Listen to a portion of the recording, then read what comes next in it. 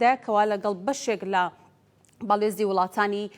دەرەوەش لە عێراقدا کۆبووەتەوە سەرۆک باڵفڵجەلات تاڵەبانی لەوانە باڵێزی رووسیا، باڵێزی ئەڵمانیا، باڵێزی ئەمریکا بێگومان کۆبوونەوەکانی شەڕەمڕۆ بەردەوامی دەبێت لەگەڵ باڵێزانی وڵاتانی تریش تایبەت بە دۆخی هەرێمی کوردستان و عێراق و ئاساییکردنەوەی پەیوەندیەکان و چارەسەرکردنی کێشەکان قسەی کردووە. لە هەمان کاتدا جێگیری سەرۆکی حکوومەتی هەرێمی کوردستانیش لە بەغدایە، ئەویش هەر دوێنێەوە ئەمڕۆژ زنجیرەیە کۆبوونەوەی زۆر گرنگی ئەنجامداوە. بەڵام لە کۆتاییدا و ئەوەی کەوا پێویستە لە ناوڕۆکی هەموو کۆبوونەوەکاندا جەخت لەوە کراوەتەوە کە پێویستە دەستور بکرێتە بنەمای چارەسەرکردنی سەرجەم کێشەکان. ئایا حکوومەتی عێراق و حکوومەتی هەرێمی کوردستان تا چەند پابەندی دەستور بوونە؟ ئەمە و چەندین پرسیاری تر لەگەڵ میوانەکان قسەی لەسەرەکەم بە میوانداری هەریەک لا بەڕێزان ئەدریس حاجی عادل جێگیری لە پرسیاری مەڵبەندی هەژدی ڕۆژهەڵات. کاک ئەدریس سوپاس بۆ ئامادەبوونت، بەخێر بێت. سپاس بۆ بەڕێستان. زۆر سپاس دەکەم. لە هەمان کاتدا بەڕێز ڕێبوارستار ئەندامی مەکتەبی ڕەخستنی یەکێتی نیشتیمانی کوردستان ڕاستەوخۆ لە سلێمانی و لەگەڵ مەبێت. کاک ڕێبوار سڵاو لە تۆش، سپاس بۆ ئامادەبوونت. سڵاو لێوە، زۆر سپاس. سپاس دەکەم. کاک ئەدریس با لە بەڕێستانەوە دەست پێ بکەم بەر لەوەی کە باس لە کۆبوونەوەکان و هەوڵەکان بۆ ئاساییکردنەوەی دۆخەکان و چارەسەرکردنی کێشەکان بکەینەوە. ئەگەر زۆر بە کورتی باسی ئەوە بکەین کە کێشەکانی نێوان هەرێم و بەغدا چییە، بۆچی ماوەیە کە ناکۆکی لە نێوانیانە هەیە؟ سەرەتا سڵاو لە بەڕێستان، سڵاو لە بینەرانی کەناڵی ئاسمانی کەرکووک. دیارە ئەگەر تەماشای ناوەند و هەرێم بکەی لە دوای پرۆسەی ئازادی عێراقەوە لە 20 ساڵی ڕابردوودا بەردەوام لە هەڵکێشان و داکێشان بووە، بەردەوام ناکۆکی هەبووە. ئەویش ئەگەڕێتەوە بۆ ئەوەی لە نێوان ئەم دوو حکومەتە یاخۆت لە نێوان هەموو پێکهاتەکانی ئەم وڵاتە شتی حەکەمە، ئەویش پێی ئەڵێن دەستور. ئێمە لە ساڵی 2005دا کۆمەڵانی خەڵکی عێراق زیاتر لە 170 دەنگیدا بە دەستورێ. ئەو دەستورێش ئەبێ بکرێتە بنەمای کارکردن و پێکەوە ژیان لە ئەم وڵاتەدا. بەڵام بەداخەوە ئەبینی هەر لە دوای ئەوەی دەنگ بە دەستور دراوە لە 2007ەوە ئەبوایە ئەو بەندانەی دەستور دەنگمان لەسەری داوە بە تایبەت پێکهاتەی کورد و پێکهاتەی شیعە ئەبینی جێبەجێ نەکراوە. نمونەی مادەی 140 ئەبوایە لە 31/12/2017 ئەو مادەیە کە مادەیەکی دەستوریە و جەوهەری کێشەکانە ئەبوایە 3 قۆناغ بوو، هەر 3 قۆناغەکە چارەسەر بکرایە. بەڵام ئەبینی لە ماوەی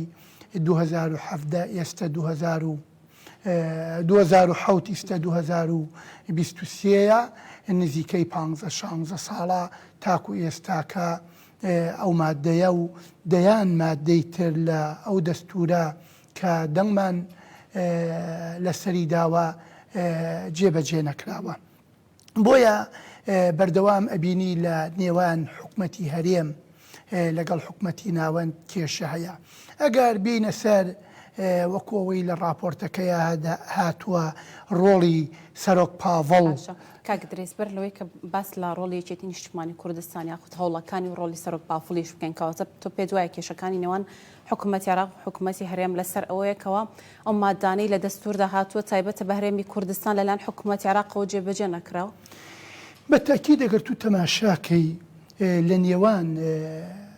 دوو کەسە ئەگەر شتێ لە نێوان دیانە هەبێ گرێبەستێکەیە. گرێبەستی نێوان پێکهاتەی هەر وڵاتێک ئەو دەستورەیە کە باوکی هەموو یاساکانە کە دەنگی لەسەر ئەدەن لە هەموو عێراقا لە هەموو جیهاندا ئەوەیە کە ئەو دەستورە جێبەجێ بکرێ. خۆ تۆ نابێ ئەو خاڵانەی لە بەرژەوەندی خۆتایە جێبەجێ بکەیت و ئەو خاڵانەی لە بەرژەوەندی خۆتانیە جێبەجێ نەکەی. ئێمە کە دەنگماندا بە داوا بە دەستور وەکو کورد لە چوارچێوەی عێراقا بمێنەوە دەنگمان داوە بە هەموو ڕەشنووسی دەستوری عێراق. بەڵام بەداخەوە ئەبینی وەکو باسمان کرد دەیان مادە هەیە کە تاکو ئێستا لە ناوەندەوە جێبەجێ نەکراوە. ئەو مادانەیش کە ویستی ئەوانە یاخۆت لە بەرژەوەندی ئەوانە شەڕمان بەرامبەر ئەکەن کە ئەبێ ئەمە مادەی دەستورە. باشە ئەگەر ئەوە وتمادی ئێمە دەستور دەنگمان پێداوە هەموو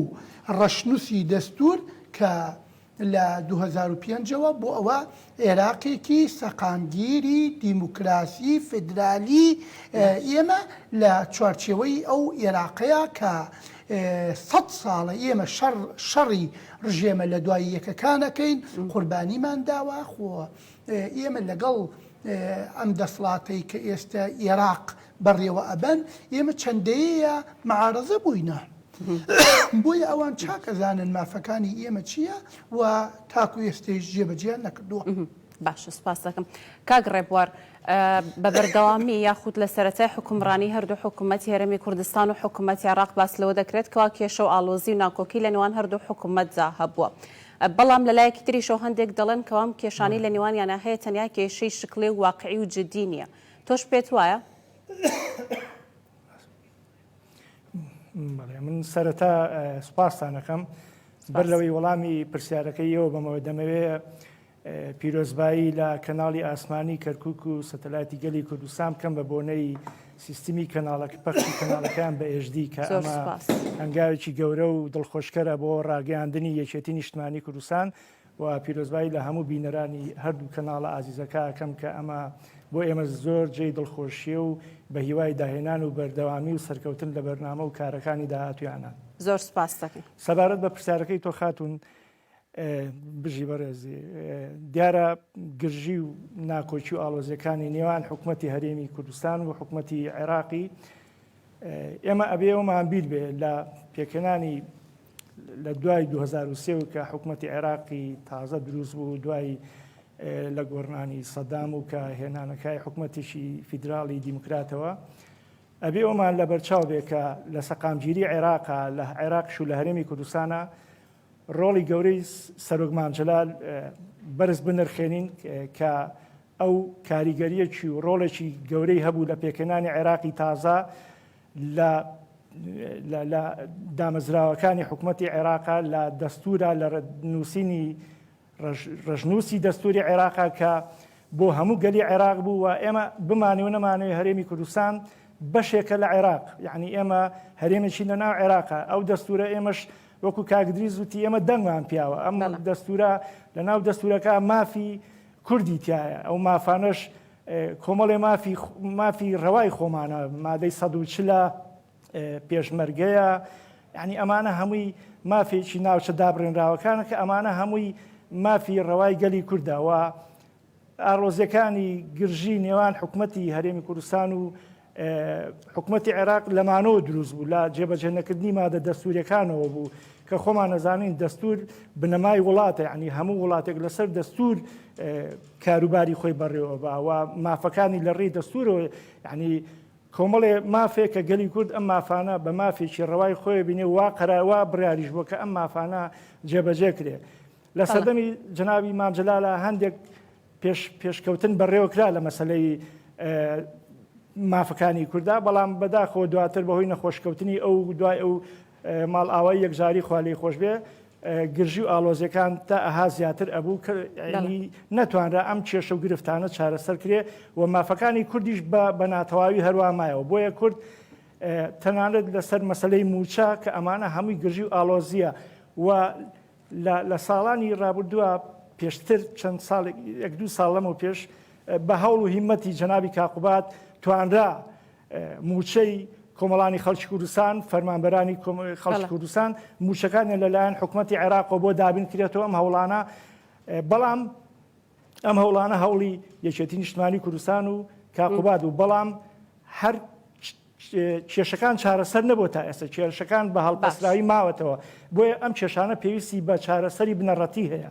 و یەکێتی نیشتمانی کوردستانیش ئەوێت وەک هێزێکی کاریگەری گەورەی ناو عێراق و کوردستان ئەوێ ڕۆڵێکی ئیجابی گەورە ببینێ لە چارەسەرکردنی بنەڕەتی ئەم کێشانە یعنی باشە کاک ڕێبوار هەرچەنە تەوەری سەرەکی بابەتەکەمان تایبەتە بە هەوڵەکانی یەکێتی نیشتمانی کوردستان بۆ ئاسایکردنەوەم دۆخە بەڵام هەم بەڕێزت هەم کاگدریس باس لەوەکەمکەوە ئێمەی کورد خۆمان دەنگمان بۆ دەستورەدا کە چەندین خاڵی تێدا ئێستا لەلایەن حکوومەتی عێراق و پێشێ لەکرێت پێتوانێ ئەم دەستورێکەوە خۆمان دەنگمان پێیداوە هەر خۆی بۆتە کێشە بۆ کورد باس لەوە کرێت کەوا کوردەوێت چەندین مادە هەیە لە دەستورە پێویستە گۆڕانکاری تێ بکرێت ڕای ئێوە چییە؟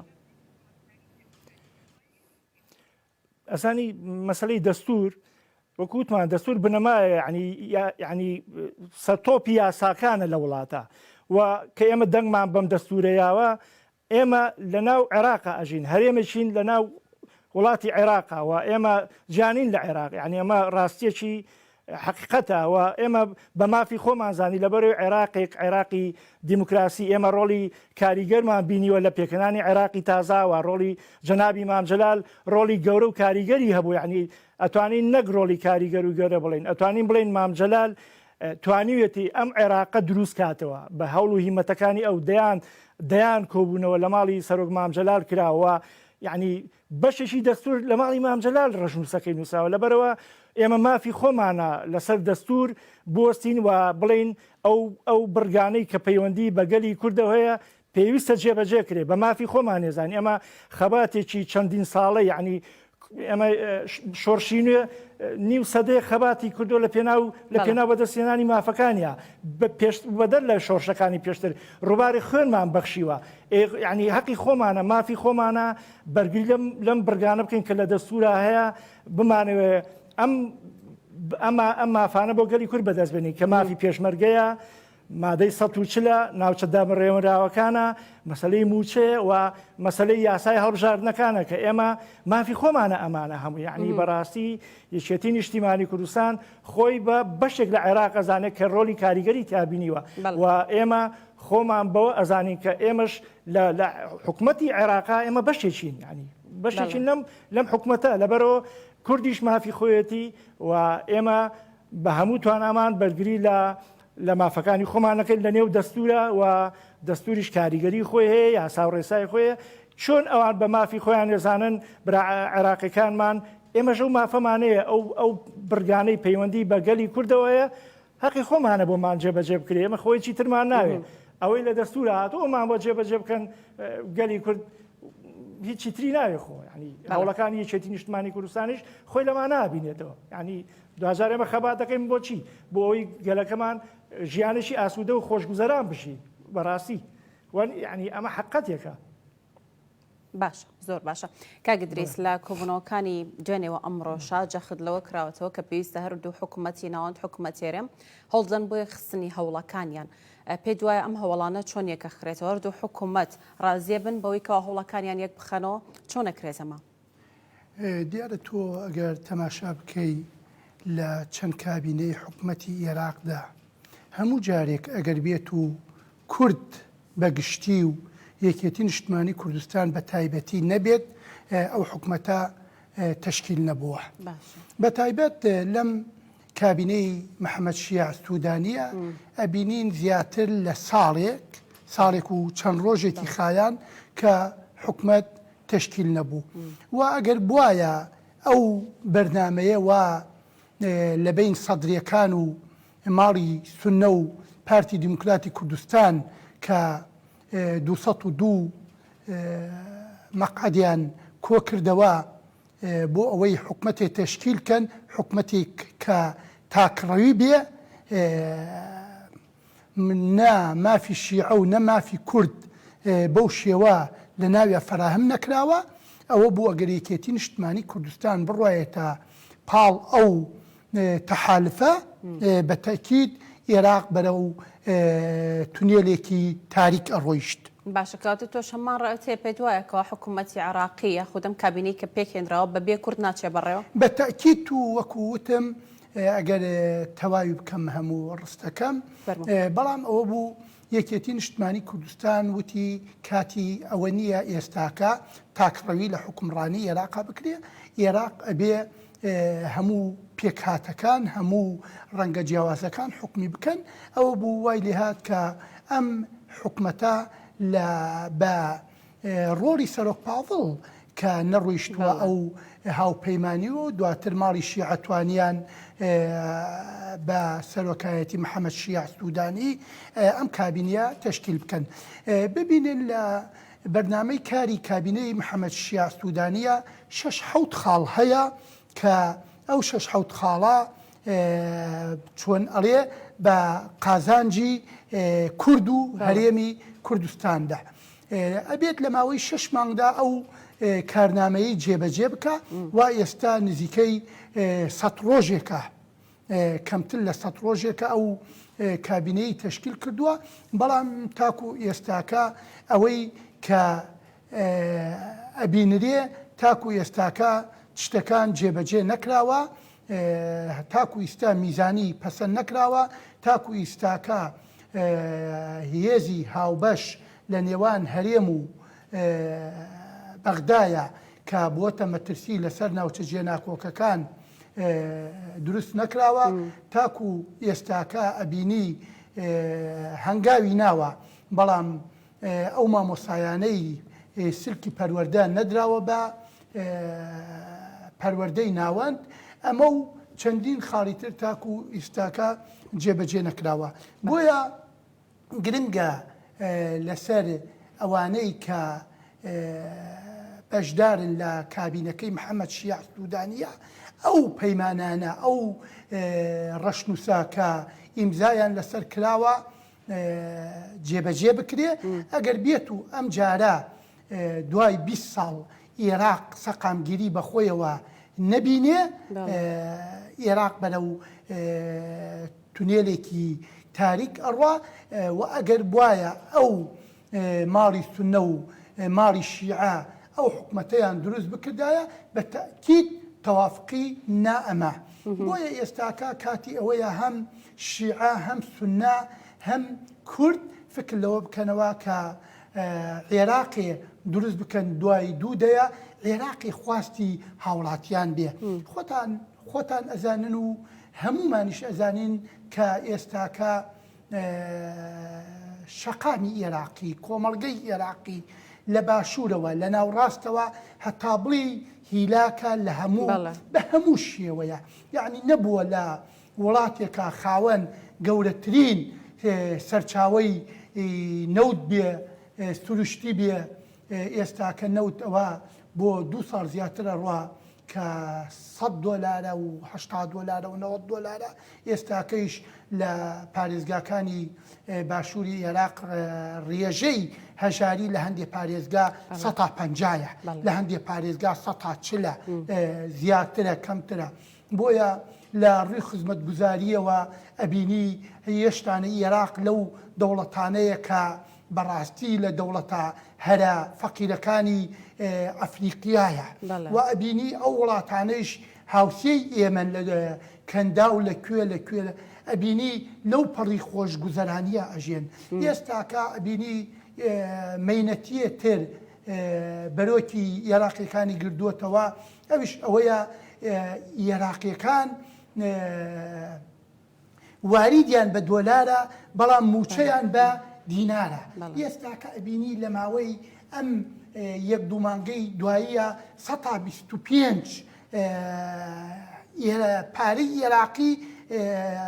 هینی خۆی لە دەست داوە. بۆیە ئەمانە هەمووی لە بەرژەوەندی گەلی عێراق نییە، ئەمە هەمووی بە زیانی گەلی عێراق ئەشکێتەوە. بۆیە بنچینەی هەموو پێکەوە ژیانیە بۆ ئەوە عێراقێکی سەقامگیر عێراقێ بۆ هەموو عێراقیەکان بێ. ئەوەیە وەکو وتمان ئەوانەی کە حکومەتی عێراقیان لەسەر ئەم کابینەیە تشکیل کردووە بەرنامەی کارەکە جێبەجێ بکەن. ئەوەیش لای ماڵی شیعە بێ ئەوەیش بزانیە ئەوان ئێستاکە کەسێ خۆی چۆن ئەڵێ تەماشاکەرە کە گەورەترین کوتلەی پەرلەمانی هەبوو ئەویش سید مقتەدا سەدر بوو 73 کورسی هەبوو ئێستاکە تەماشاکەرە بڕوا مەکە ئەگەر بێت و خۆشگوزەرانی بۆ عێراقیەکان فراهم نەکرێ مقتەدا سەدر هەموو کەسی ئەزانێ کە شەقامی بەغدا و شەقامی باشووری عێراق بەدەست مقتەدا سەدرەوەی و بینیمانیش لە ڕابردوودا چی کرد هەم لە کات کازمی هەم لە کات ئەوەی کە کابینەکەی عادل عەبدولمەهدی ڕوخان بۆیە ئەبێ ئەمانە هەمووی خاڵ بێ دەرسی لێوەربگرن بۆ ئەوەی بتوانن عێراقێک بۆ هەموو عێراقیەکان دروست بکەن عێراقێک کە مافی هەموو عێراقیەکان تایە پارێزراو بێ عێراقێ کە هەموو عێراقیەکان ناویە خۆشگوزەران بن. کاک ڕێبوار سەبارەت بە خستنی هەوڵەکان بۆ چارەسەرکردنی کێشە و ناکۆکیەکان پێتان وایە کەەوە هەموو لایەنەکانی حکوومەت عێراق و حکوومەت ئێرەم بتوانن کەەوە هەوڵەکانیان یەک بخەن یان ئەمە تەنیا هەوڵێکە لەلایەن حکوومەتی هەرێمی کوردستان و تایبەتتر ژێکێتی نیشتیمانی کوردستانەوە سەردانەکات هەوڵەدات کەەوە دۆخەکە ئاسایی بکاتەوە ئەوان ویستیان هەیە؟ ئەوەی من بزانم ئەوەی من ئاگادارم من لە سیاسەتی یەکێتی نیشتیمانی کوردستان ئاگادارم ئەوەی ئاگادارم سیاسەتی یەکێتی نیشتیمانی کوردستان لە ئێستا بە تایبەتی لە دوای ئەوەی کە بەڕێز کاک پاڤڵ وەک سەرۆکی یەکێتی نیشتیمانی کوردستان دەست بەکار بوو زۆرترین کاتەکانی سەرۆک پاڤڵ لە بەغایە ئەمە بۆچی؟ دیارە بۆ پتەوکردنی پەیوەندەکانی کورد و بەغایە بۆ چارەسەرکردنی کێشەکانە کە لە نێوان هەرێم و بەغدا هەیە و ئەوەی ئەیبینین سەرۆک پاڤڵ و یەکێتی نیشتیمانی کوردستان بە بەردەوامی لە بەغدا لەگەڵ لایەنە عێراقیەکان لە کۆبوونەوەدان بۆ ئەوەی بگەنە چارەسەرێکی ڕیشەیی ینی چارەسەرێکی یەکجاری کە ئەم کێشانە بنبەر کرێت کۆتایی بەم نەهامەتیانە بێ کە بەسەر گەلی بە تایبەتی هەرێمی کوردستانەوە هاتووە ئێمە یەکێتی بۆ نیشتیمانی کوردستان بۆچی ئەم هەوڵانایە بۆچی سەرۆک پاڤڵ خۆی تەرخان کردو بۆ ئاساییکردنەوەی پەیوەندەکانی هەرێم و بەغدا لەبەرەوەی دانیشتوانی هەرێمی کوردستان لە دۆخێکی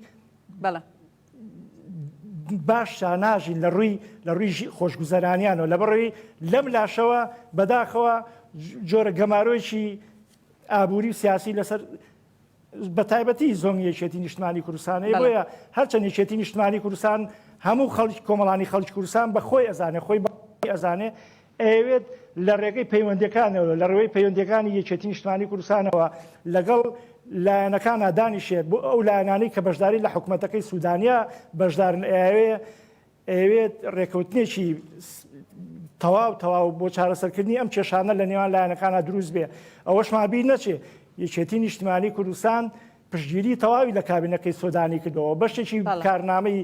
حکوومەتی سۆدانی یەکێتی پێشنیاری یەکێتی نیشتیمانی کوردستانە و یەکێتی نیشتیمانی کوردستان پشتیوانی لەم حکوومەتەی سۆدانی ئەکا بە هەموو توانایەکەوە بەڵام بۆ پێی مافەکانی گەلەکەشمان بە دەستەبەر کردەوە یەکێتی هەوڵ بۆ ئەوەی ئایا ئێمە ئەگەر بیبینین تەنانەت هەوڵەکانی کاک پاڤڵ ینی لە ماڵی مام مەسلەی ناوچە دابڕێنراوەکان مەسلەی مادەی 140 کە زیینوکراوەتەوە و بڕیاری بۆ دەرکرا و دەست بەکار بێ بەو هیواین زوو کارەکانی بگاتە ئەوە کە دەستکەن بە کارەکانیان مادەی 140 لەبەرەوەی مادەی 140 بۆ کەرکک و بۆ هەموو ناوچە دابڕێنراوەکان بۆ هەموو عێراق گرنگە و ئەمە جێی دڵخۆشیە کە لە ماڵی سەرۆک مامجەلالەوە لە ماڵی مامەوە ئەم بڕیارە دراو جێبەجێکرا یەکێتی نیشتیمانی کوردستان بە سەرۆکایەتی سەرۆک پاڤڵ ئەوێ سیاسەتە حەکیمانەکەی سەرۆک مامجەلال پەیڕۆ بکە کە سیاسەتی چەپکە گوڵەکەیە ئێمە ئەمانەوێت لە عێراقێکی دیموکرات و ئازادا بژین و ئەمانەوێم عێراقا خۆشگوزەرانەکانیشی بۆ هەرێمی کوردستان ڕنگ باتەوە هەرێمی کوردستانیش مافی خۆیەتی لە عێراقا بە ژیانێکی ئاسوودە و خۆشگوزەران و بەختەوەر بژی پێویستی بە خزمەتگوزاریە خەڵک پێویستی بە ژیانێکی ئاسوودەیە پێویستی بە ژیانێکە کە وەکو وڵاتانی دنیا ئێمەش بژین بۆ یەکێتی نیشتیمانی کوردستان ئەم هەوڵانەی بۆ ئەوەیە هەوڵەکانی سەرۆک پاڤڵ بۆ ئەوەیە هەر وەکو لە راپۆرتەکە بینیمان و جەنابەت باس کرد هەر ئەمڕۆ جەنابی کاک پاڤڵ چەند نوێنەری وڵاتانی بینیوە ئەڵمانیا بینیوە رووسیا بینیوە ئەمریکا بینیوە لەوێ لەناو ئەو دانیشتانە لەنا ئەو کۆبوونەوانە ئەو جەختی لەوە کردوەوە کە چارەسەرکردنی کێشەکانی نێوان هەرێم و بەغدا. باشڕێکوارڕێستانڵێنکەوە یەکێتی نیشتیمانی کوردستان پشتگیری کابینەکەی محەممەد شایع سوودانی کردووە بەمەرجێک ئەبێت ئەوانیش مافەکانی گەلی کورد و هەرێمی کوردستان دابین بکەن و زامنی بکەن. کاگدرێسیش باسی لە کۆمەڵێک بابەت کردووە بۆ نمونە ئەو خاڵانەی کە تایبەتن بە کورد لە کارنامەکەدا تاوکو ئێستا جێبەجێ نەکراون لەوانە بۆ نەبابەتی پرۆژه یاسایی بوجە بێت و لە هەمان کادا پێکێنانی هێزێکی هاوبەش بێت لە نێوان هەردوولا بۆ پاراستنی ناوچە جێناکۆکەکان و لە هەمووشی گرنگتر مادەی 140. پێتان وایە کەوا هەنگاوی جددی بنرێت چ گرنتیەک هەیەکەوە ئەم مافانی هەرێمی کوردستان دابین بکرێت؟ من پێم وایە هەنگاوەکان چۆن سەردانەکەی بە تایبەتی ئەم جارەی سەرۆک پاڤڵ من پێم وایە سەردانەکەی ئەم جارەی سەرۆک پاڤڵ تایبەتە بەو خاڵانە و ئەوێ لەم کۆبوونەوانە لەگەڵ لایەنە عێراقیەکانەوە لەگەڵ حکوومەتی عێراقی و لەگەڵ سۆدانی کە دانیشت و ئەوێت تەکید لەوە بکاتەوە کە ئەوێ ئەم بڕیارانەی کە لە کارنامەکەی حکوومەتی عێراقا هەیە لە کارنامەکەی سۆدانیا هەیە ئەو برگانەی پەیوەندی بە مافی کوردەوە مادەی 140 میزانەیە پێشمەرگەیە ئەمانە هەمووی بچەسپێنێەوە هەموو یعنی کۆبوونەوە لەگەڵ تۆ بۆ چییە بۆ ڕێکەوتنێکی ئەوەیە کە بگەیتە ئامانجێ و یەکێتی نیشتیمانی کوردستان بۆچی پشتیوانی لەم حکوومەتەی سۆدانی ئەکا بۆ ئەوەی لە ناویان لە ناو کارنامەکەی حکوومەتی عێراق و محەممەد سۆدانیا مافەکانی گەلی کوردیش بەدەست بێنین ئێمە پشتیوانی بۆ چیەکەین کە ئێمە پشتیوانی ئەوەکەین ئەویش ئەوانیش واجبە لە سەریان ئەو مافانەی ئەو برگانەی پەیوەندی بە گەلەکەمانوێ ئەوانیش کار ئاسانی بۆ بکەن پشتیوانی بکەن تا بتوانین هەموو پێکەوە هەم حکوومەتی عێراق و هەم حکوومەتی هەرێمی کوردستانیش بەهێز بکەین. ڕاستی ئێمە ئێستا لە کابینەی حکوومەتی هەرێمی کوردستانە جەنابی کاقوبات هەڵوێستێکی وەرگرتەوە کە بەشداری کۆبوونەوەکان ناکە بەڵام دوجار ئەمە حکوومەتی هەرێمی کوردستان ئێمە مێژوێکمان هەیە و خەباتێکی گەورەمان کردو لە پێناو بەدەستێنانی حکوومەتەوە خوێنمان بەخشیوە و بڕواری خوێنمان ناوە لە پێناوی بەدیێنانی ئەم حکوومەتە ئێمە حکوومەتی هەرێمی کوردستانیش بە دڵنیایی بەی خۆم بە بەشێک لەی خۆمانی ئەزانین و هەندێک بەهۆی ئەو ناعەدالەتی و ئەو ناشەفافەتی لە حکوومەتی هەرێمی کوردستانە کاقوباد و یەکێتی نیشتیمانی کوردستان دڵگران کردو خۆیمە جینا حکوومەتی هەرێمی کوردستان حکوومەتی هەموو کوردستانەوە ئەمە بەشێکین لە حکوومەتە لەبەرەوە مافی خۆمانە ئەمانەوێت لە ڕێگەی یەکێتی نیشتیمانی کوردستانەوە لە ڕێگەی سەرۆکەکەمانەوە یەکێتی نیشتیمانی کوردستان ئەوێ پەیوەندیەکانی نێوان هەرێم و بەغدا سەر لە نوێ نزیک بکاتەوە لەیەک و بتوانێت کێشەکان چارەسەر بکە کێشەکان بە تەواوێتی بۆ ئەی ئەمە دوجار بێکە بەڕاستی ئەمە هەموو جارەوە کاگدریستی ئێمە لەگەڵ بەغادا ئەنیشین و دانوستانەکەین و مانگێ دوو مانگ بڕکات و هەموو هەوڵەکان بەداخەوە سەر ناگرێەوە بۆیە ئێستا لەگەڵ لە هەمان کە شاگەر ببینین جەنابی کاقوباتیش لە بەغایەوە خۆ ئەویش کە چووە بۆ ئەوەی چووەکە پەیوەندەکانی یەکێتی نیشتیمانی کوردستان بەهێزتر بکاتەوە لە ڕێگەی پەیوەندەکانی یەکێتی نیشتیمانی کوردستان و لەگەڵ لایەنە عێراقیەکان بگەنە ئەنجامێکی بنەڕەتی تا ئەم کێشانە بەرۆکی ئەم گەلەی کردو ئەم قەیرانانەی دروست بۆ لە عێراق و لە هەرێمی کوردستانە کۆتای پێبێ یعنی ئێمە ڕۆڵی گەورەمان هەبووە لە پێکێنانی عێراقی نوێ وەکوتم ڕۆڵی گەورەی سەرۆک مامجەلال لەبەرەوە ئێمەش خۆمان بە خاوەنی عێراقی جەزانین و هێزێکی گەورەی کاریگەرین لە ناوچەکە و دنیا حسابی تایبەتی بۆ هێزی یەکێتی نیشتیمانی کوردستان و گەورەی و کاریگەری و قەبارەی یەکێتی نیشتیمانی کوردستانەکە و لەگەڵ ئەوەشە خۆمان بە خاوەنی هەرێمی کوردستان نەزانین مافی خۆمانە بەرگری لە خەڵکەکەی بکەین و تەکید لەوەکەینەوە ئێمە لە دانیشتەکانی سەرۆک پاڤڵا کە لەگەڵ لایەنە عێراقیەکان چ لەگەڵ وڵاتانی دەرەوە تەکید لەوە کاتەوە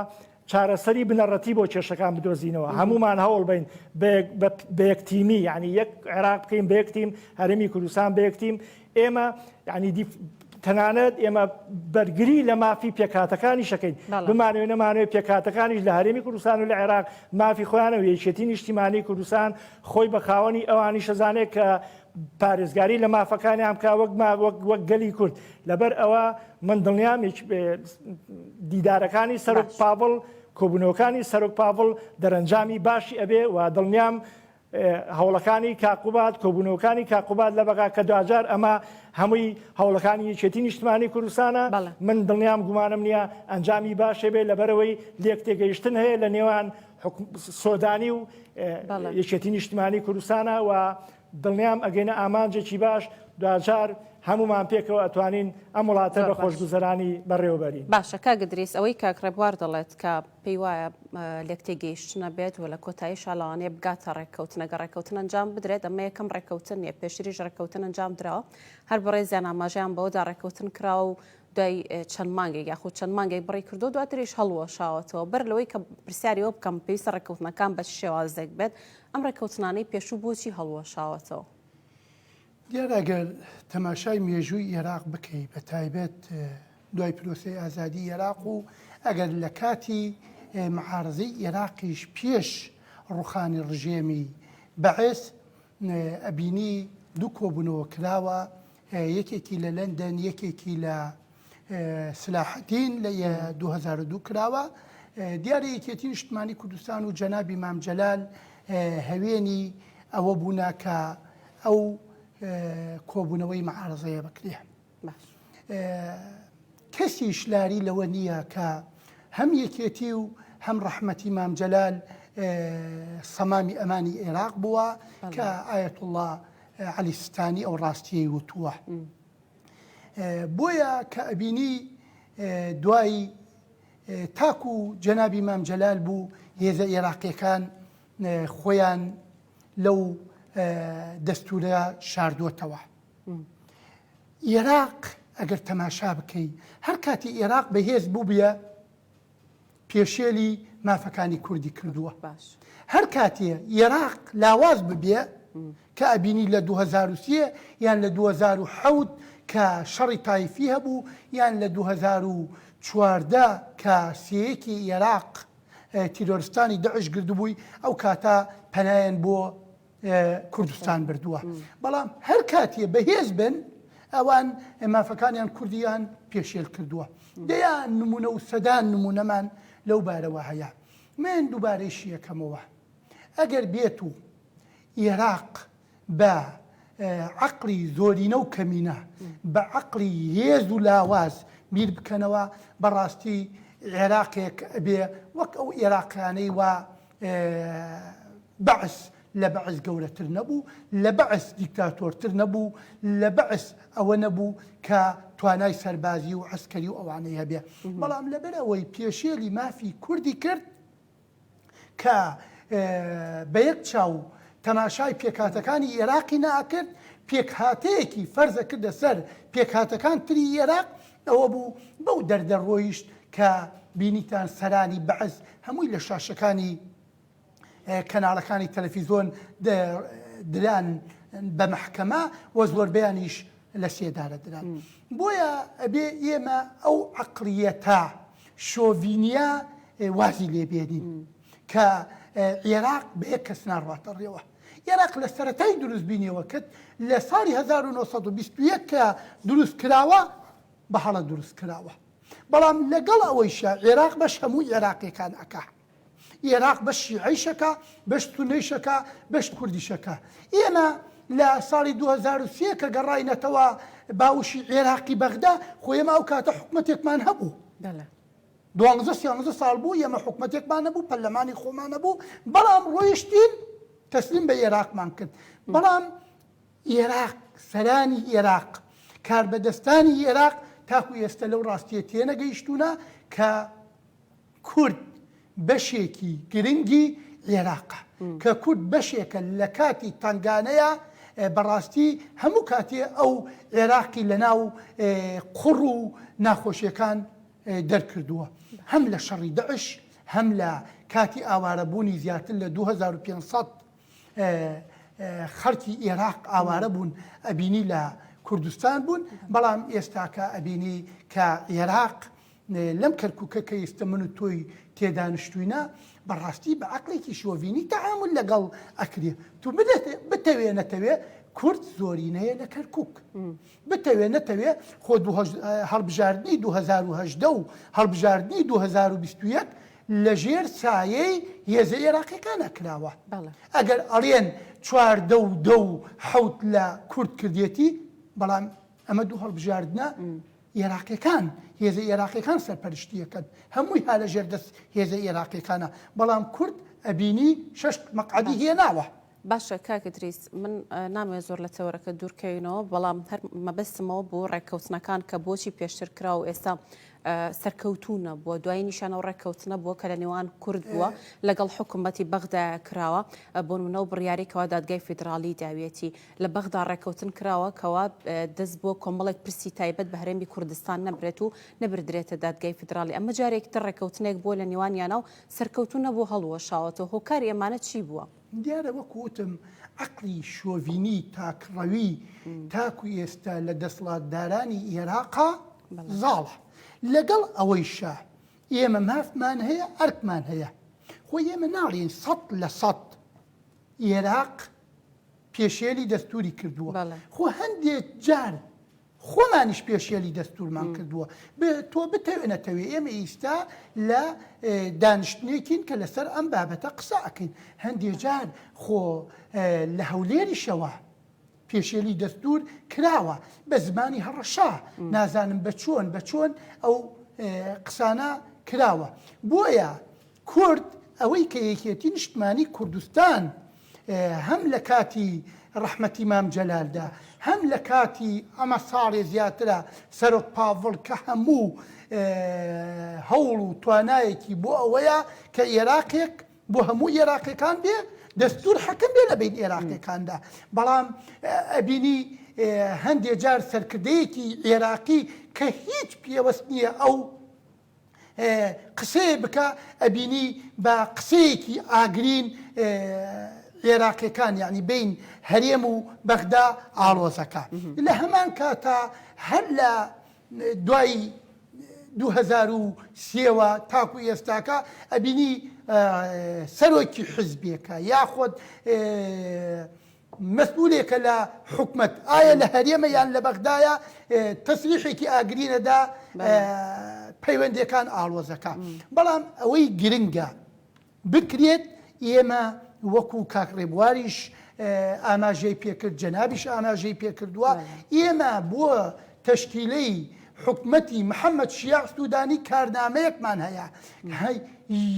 هیچ جارێ وەکو ئەم جارە ئەو کارنامەیە لە نێوان سونە و شیعە و کووردا ئیمزا نەکراوە فەرموو ئەو کارنامەیە ئەبێت لە 6 مانگی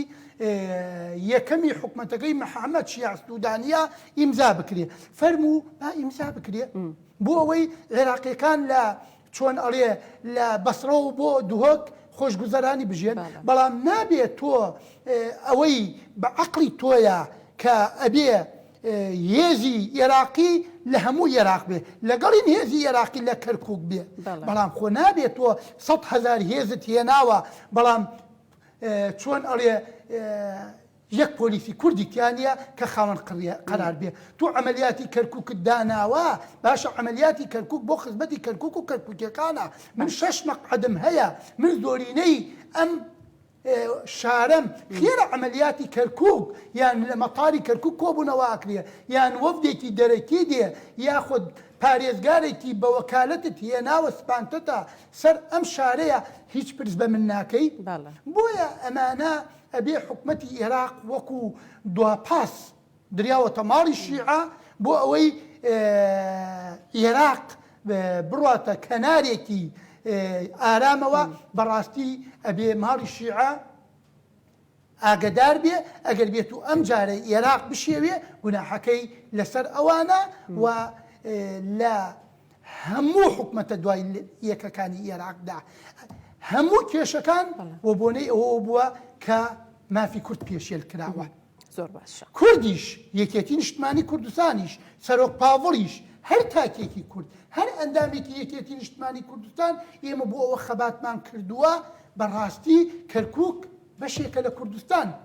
ئەگەر بێت و تەماشای لاپەڕەکانی مێژوو بکەی لە کاتی عوسمانیا لە کاتی ئینگلیزا لە کاتی مەلەکیە لە کاتی حەزەکەم بزانی سەدام حوسێن بەو دیکتاتۆریەوە نیوەی کەرکووکی داوەتە کورد لە مفاوەزاتی هەفتایە و لە مفاوەزاتی 84 لەگەڵ یەکێتی نیشتمانی کوردستاندا بەڵام ئایا ئێستاکە سەرانی عێراق کە لە ماڵی ئێمەوە حکومەتی عێراقیان تەشکیل کردووە تاکو ئێستاکە مەترێ چوارگۆشەیان نەداوەتە ئێمە بۆیە ئەمانە ئەگەر بێت و یەکێتی نیشتمانی کوردستان هەر لە کاتی مام جەلالەوە تا ئێستا داوای ئەوە ئەکا کە ئاشتی لەبەرەوەی دروشمەکەی یەکێتی نیشتمانی کوردستان ئەبینن ئاشتیە مافی مرۆڤە وایە دیموکراسیە مافی چارەی خۆنووسینە بۆیە یەکێتی نیشتمانی کوردستان سەرۆک پاڤڵ تا ئێستا لەبەرەوەی لە خوێندنگاکەی جەنابی مام جەلال و یەکێتی نیشتمانی کوردستان پەروەردە بووە لەسەر ئەو دروشمانە سوورە و ئەگەر بێت و بەرامبەرەکانمان نەیارەکانمان ئەو دروشمە جێبەجێ نەکەن لە عێراقدا بەڕاستی عێراق وەکو دووبارەم کردەوە لە ناو تونێلێک ئەبێ کە چارەنووسی لە چارەنووسی ئەوانە باشتر نابێ کە ئەیانوت حکمی عێراق بە ئاگر و ئاسنەکەین بۆیە کورد ئامادەی هەموو شتێکە بەس قەت ئامادە نەبووە و نابێ بە تایبەت یەکێتی نیشتمانی کوردستان دەست لەم ناوچانە هەڵگرێ لەبەر ئەم ناوچانە بە خوێنی ئاڵی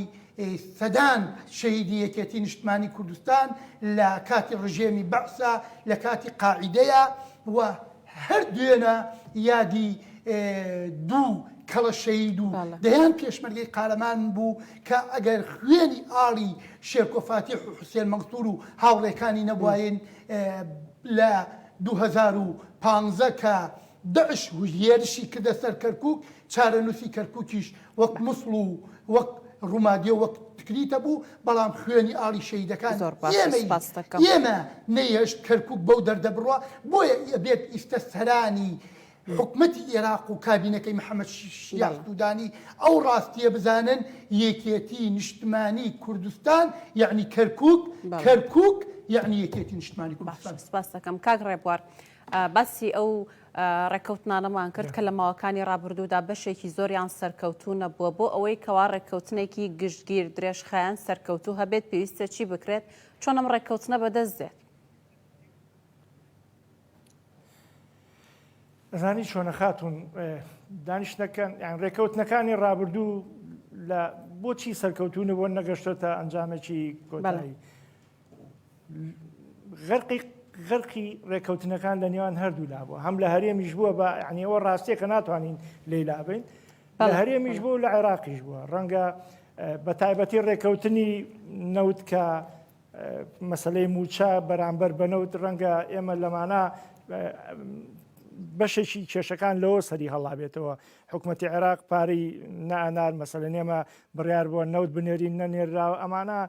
کێشەکانی زۆرتر ئاڵۆستر کردەوە ئێمە یەکێتی نیشتیمانی کوردستان هەوڵی ئەوەی یاوە کە ئەم ڕێکەوتنەی ئەم دوایانە و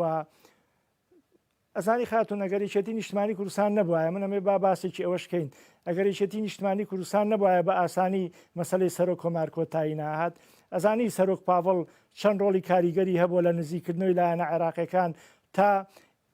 دوجار سەرۆک کۆمار هەڵبژێرا و کە پشتی یەکێتی نیشتیمانی کوردستان بوو هەمومان نەزانین بەڵام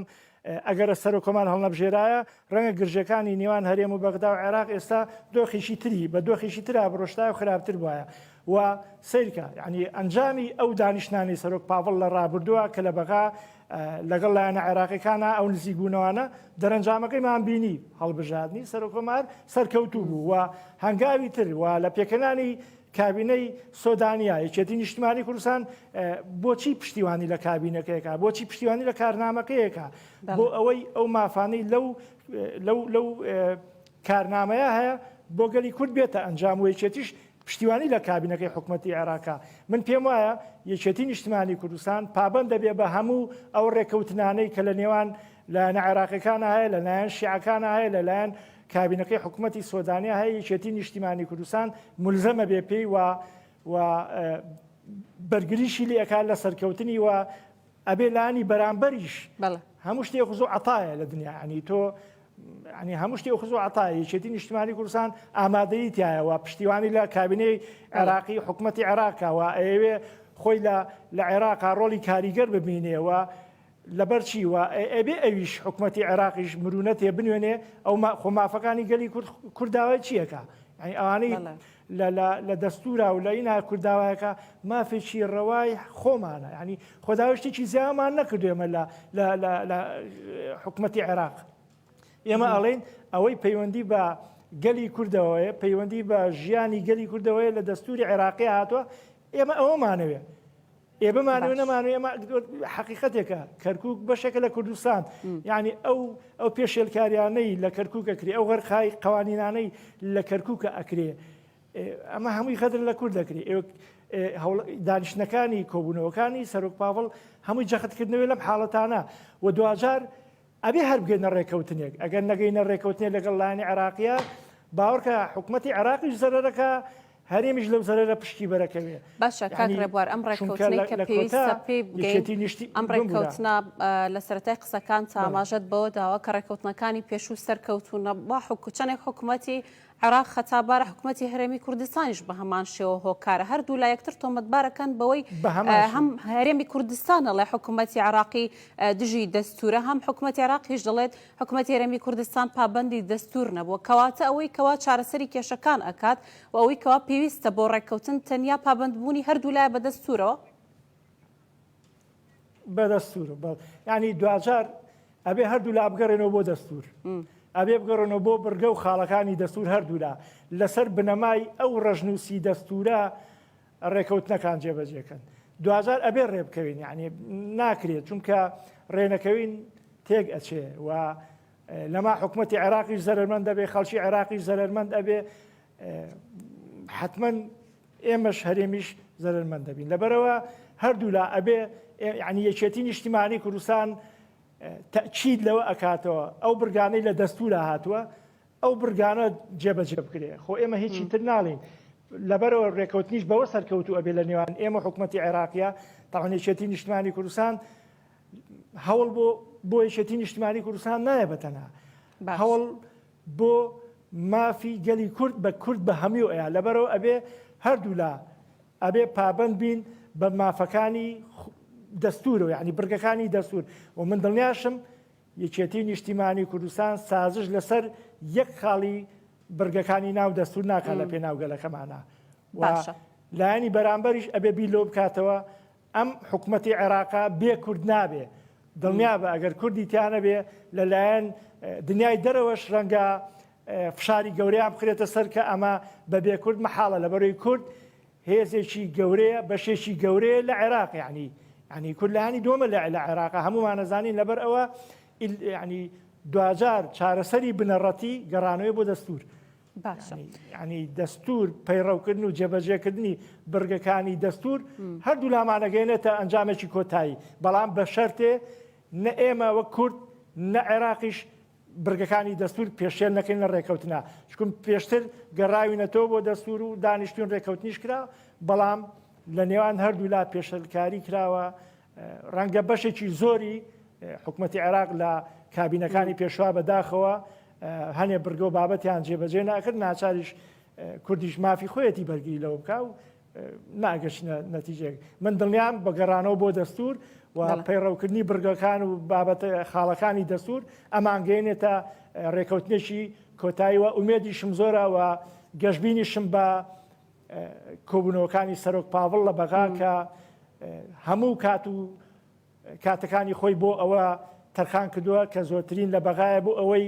بگەینە ڕێکەوتنێکی یەکجارەکی لە نێوان هەرێم و کوردستانە کۆتایی بەم ئالۆزی و کێشە و گرفتانە بێنێت تا دوجار خەڵک بە ژیانێکی ئاسوودە و خۆشگوزەران بشیت. باشە کاک ڕێبوار بەڕێز دەڵێ من گەشتبین مەمە سەبارەت بە یەکێتی نیشتیمانی کوردستان و ڕێکەوتنانەی کەوا بڕیارە ئەنجامی بدات و سەردانەکانی کۆبوونەوەکانی بۆ بەغدا یەکێتی نیشتیمانی کوردستان لە کۆبوونەوەکانی ئەمڕۆدا ماژەی بەوە داوە کەوا ئەوان لەگەڵ هەر هەنگاوێکن پشتگیری هەر هەنگاوێک ئەکەن بۆ چارەسەرکردن کە ئامانج لەم یاخود هەر هەنگاوێک کە ئامانج لی چارەسەرکردنی کێشەکانە ئەم هەنگاوانە لەلایەن حکوومەتی عێراقیەوە دەبینرێت. من پێم وایە ئەبێ ببینرێ و ئەشبینرێ لەبەرەوەی یەکێتی نیشتیمانی کوردستان خۆی بە بەشێک لە کابینەکەی حکوومەتی عێراق زانێ و ئێمە ڕۆڵمانەیە لە کابینەی حکوومەتی عێراقەوە پشتیوانیمان لە کابینەکەی حکوومەتی عێراقا کردەوە ماڵی مام ئەتوانم بڵێم بەشێکی ماڵی مام سەرچاوەی گەیشتن بۆ بە پێکەنانی ئەم کابینەی سوودانی لەبەرەوە ئەوانیش ئەبێ بگەن ئەو قەناعەتەی کە ئەگەر بێچەتی نیشتیمانی کوردستان و بێ کورد سەرکەوتو نابن لەبەرەوە ئەبێ ئەوانی دوجار بگەنە ئەو قەناعەتەی کە ڕێکەوتنێکی بنەڕەتی بکەن لە نێوان هەرێم و بەغا وەک چۆن یەکێتی نیشتیمانی کوردستان هەموو ئامادە یەک پیشانەیە ئەوەی بێشێتی نیشتیمانی کوردستان بکرێ بۆ چارەسەرکردنی ئەم کێشانە یەکێتی نیشتیمانی کوردستانەیکا بەڵام بە پێی دەستور بە مەرجێک پێشێلی ماف دەستوری تیانە بێ و من گومانم نییە ئەگەر سۆدانیش بیوێ کابینەکەی سەرکەوتوو بێ و ئەگەر ئەویژەیەوێ گەلی عێراق گەلێکی خۆشگوزەران بژی ئەبێ ئەویش پابند بێ بە هەنێ ڕێکەوتنەوە کە لە نێوان ئێمە و بەغا ئەکرێەوە ڕێکەوتنەکانیش کە ئێمە داواکەن وەکو وتمان پێشتر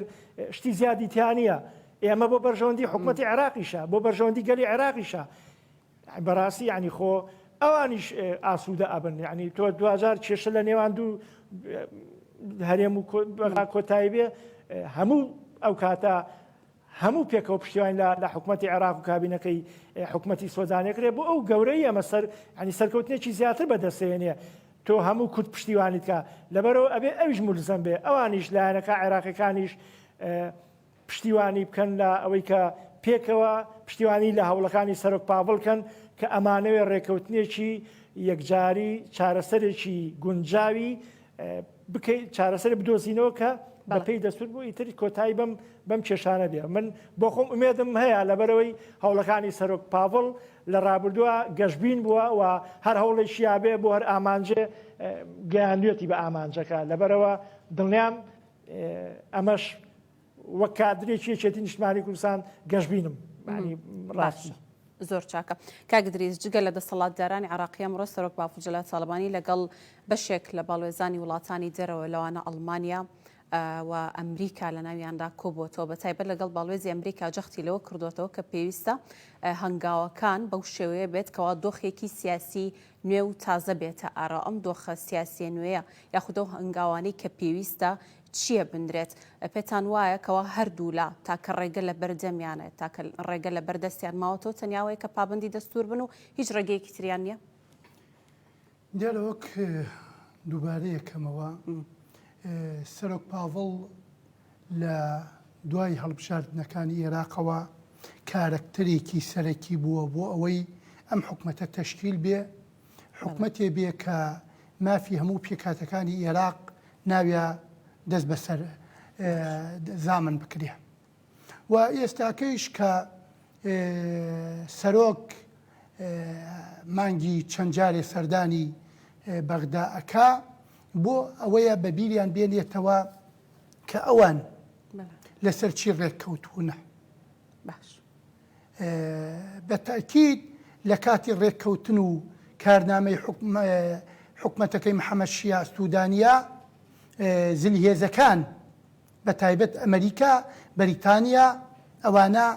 لەناو معادلەکە بوونە قسەی خۆیان بووە تاسیر بوونە ناوبژیوان بوونە ئێستاکە کە سەرۆک پاڤڵ لە هەم لەگەڵ لاینە عێراقیەکان دانیشیە هەم لەگەڵ باڕوێزی وڵاتان دانیشیە بۆ ئەوەیە بەڕاستی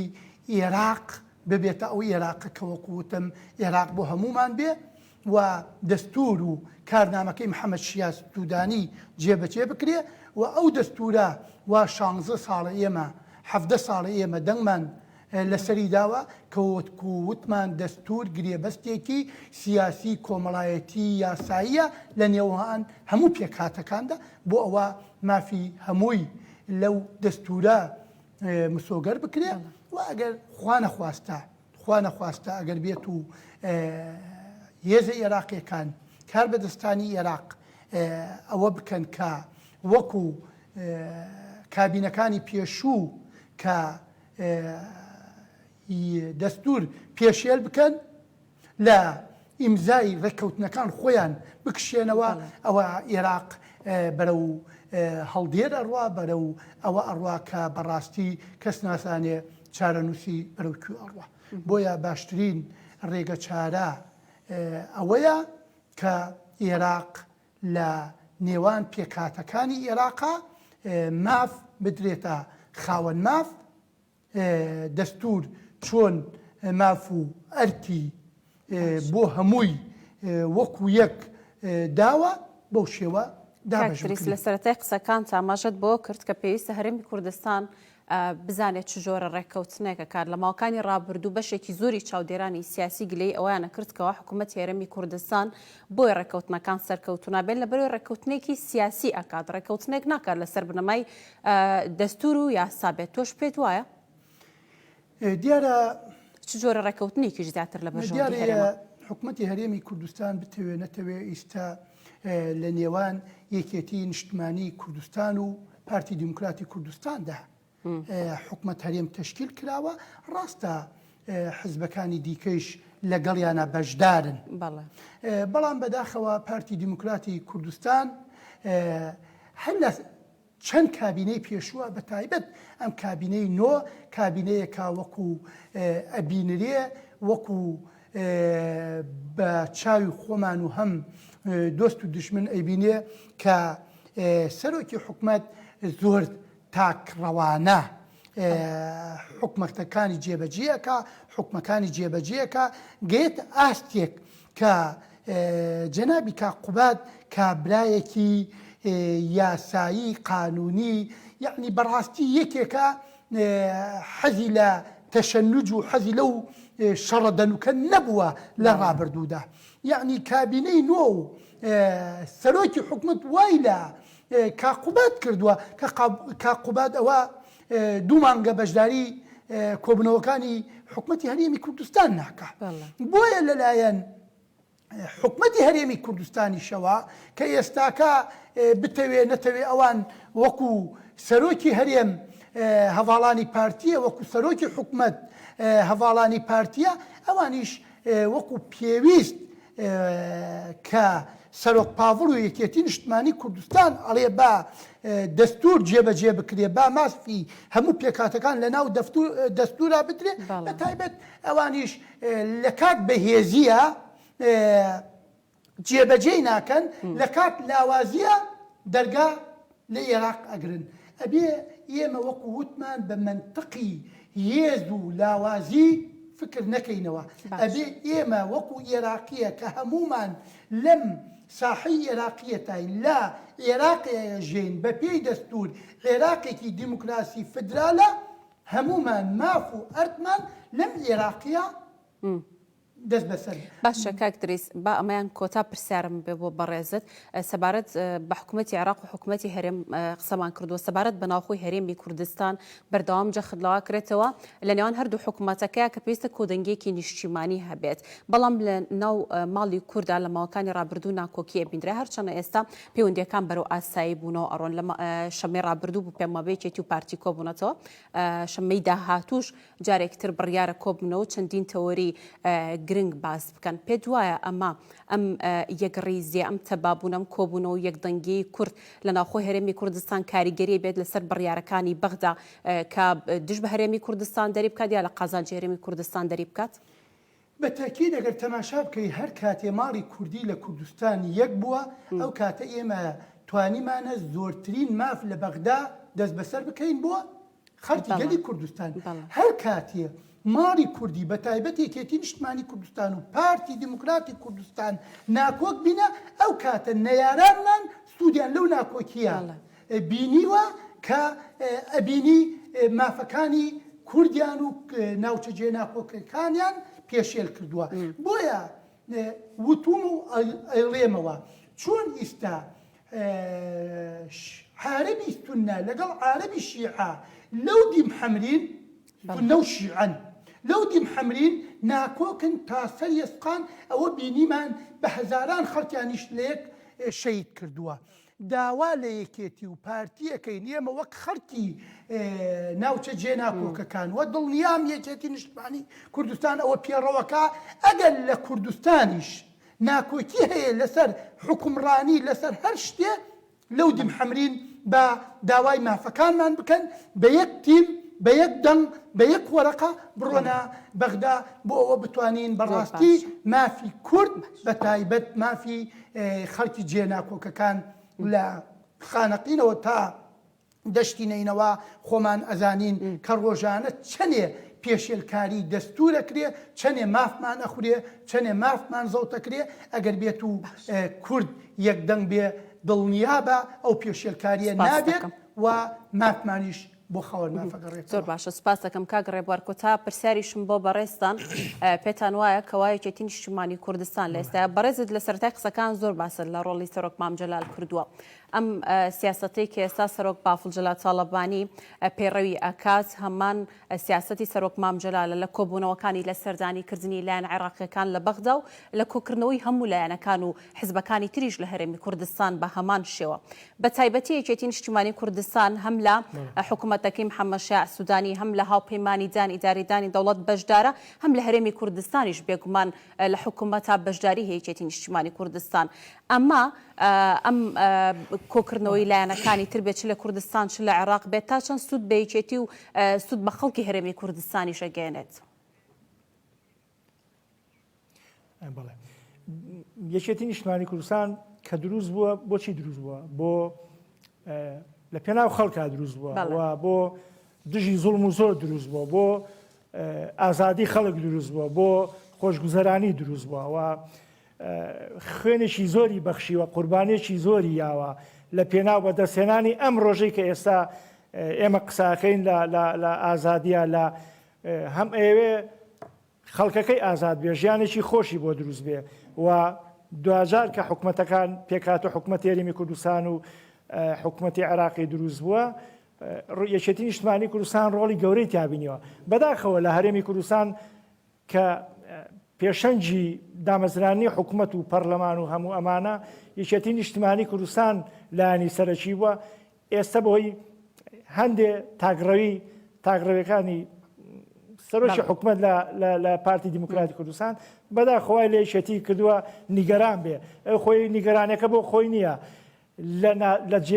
لە جیاوازیکردنە لە نێوان خزمەتگوزاری لە نێوان شارەکانی هەرێمی کوردستانە، لە ناداتپەروەریە، لە ناشەفافی، لە تاگرە و بەکارهێنانی دەسەڵاتەوە. سەرۆک پاڤڵیش کە ئێستا سەرۆکی یەکێتی نیشتیمانی کوردستانە خوێندکارێکی ڕێبازەکەی سەرۆک مام جەلالە. پێم وایە ئەو بە هەنگاوەکانی سەرۆک مام جەلالە ئەڕوات و هەنگاو بە هەنگاو کاروانەکەی ئەو تەواوەکە ئەو سیاسەتە حەکیمانەی ئەو چەپکە گوڵەی سەرۆک مام جەلال ئێستا سەرۆک پاڤڵ ئەوە پەیڕەوەکاتەوە. پێم وایە هەوڵەکانی کۆبوونەوەکانی دیدارەکانی هەمووی بەڕێڕەوەکەی سەرۆک مام جەلالە ئەڕاتەوە و ئەمە شانازێکی گەورەیە بۆ یەکێتی نیشتیمانی کوردستانیش کە خوێندکارێکی ڕێبازەکەی بە ڕێبازی سەرۆکی سکرتێرەکەی کە ئەو کاتە جەنای مام جەلال سکرتێری یەکێتی نیشتیمانی کوردستان بۆ ئەڕواوە. یەکێتی نیشتیمانی کوردستانیش تەنها خەبات ناکا بۆ خۆی، خەبات ناکا بۆ ئەندام و دۆست و لایەنگرانی خۆی، خەباتەکە هەوڵەیە بەرگری ئەکا لە پێناو مافی هەموو خەڵکی کوردستانە و ئێستا بە عێراقیشەوە و بەرگریش لە مافەکانی خەڵکی عێراقەکە خۆیمە لە عێراقیش کورتەیە پێکاتەکانەیە. ئێمەش لەبەرەوە یەکێتی سەرۆک پاڤڵ کە ئەو سیاسەتی سەرۆک مام جەلال پەیڕەوەکاتەوە ئەتوانێت لایەنەکان لە ینی ماڵەکەی مام بەداخەوە کە لە دوای کۆچی دوایی سەرۆک مام جەلال پەرتەوازەیەک دروست بوو، کەسێک نەبوو کارەکانی بەڕێڕەوەکەی سەرۆک مام جەلال بڕوا بتوانێت ئەوانە بکات. و ئێستا سەرۆک پاڤڵ ماڵی مام جەلالی سەر لە نوێ کردوێتەوە بە ماڵەکەی مام بۆ کۆکردنەوەی هەموو لایەنە عێراقیەکان کە ئەوانیش ماڵی مام بەمەرجە ئەزانن لە ئێستا. ئەمە جێگەی خۆشحاڵیە و من دڵنیام هەوڵەکانی سەرۆک پاڤڵ بۆ ئەوەیە کە بتوانێت گەلی عێراق هەرێمی کوردستان ژیانێکی بەختەوەر و ئاسوودە و خۆشگوزەران بژین، ژیانێکیان نەبێ کە ئاسوودەی ببەخشێ بە ژیانیان. زۆر باشە کاک ڕێبوار، زۆر سوپاس دەکەم. بەڕێز ڕێبوار سار ئەندامی مەکتەبی ڕخسنی یەکێتی نیشتیمانی کوردستان. سوپاس بۆ بەڕێز ڕاستەخۆ لە سلێمانی لەگەڵم بوویت و بەڕێز دریس حاجی عادل جێگری لە پرسرای مەڵبەندی هەژدەی ڕۆژهەڵات. کاک دریس سوپاس بۆ بەڕێزیشت لە ستۆدیۆ لەگەڵمان بوویت. بەڕێزان زۆر سوپاس بۆ ئێوەش کە بینەر بوون. تاوەکو بەرنامەیەکتر هەر شاد بوون و خواتان لەگەڵ.